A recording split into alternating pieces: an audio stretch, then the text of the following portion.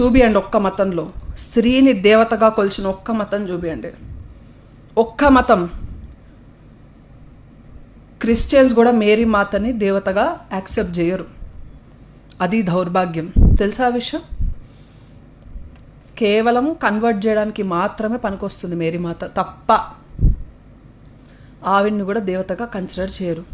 మొత్తం వ్యవస్థను కొండబెట్టుకున్నాం మనం. అగౌరవించడం కొన్ని కులాలని, కొన్ని వృత్తులని, కొందరు మనుషులని, అసలు సగం జాతి మొత్తం స్త్రీలని అవమానించామండి. క్షమాపణ కోరుతున్నానమ్మా మిమ్మల్ని. భారతీయ సంస్కృతి తరఫున అవమానించాం. మమ్మల్ని క్షమించండి. యావత్తు స్త్రీ జాతి క్షమించండి.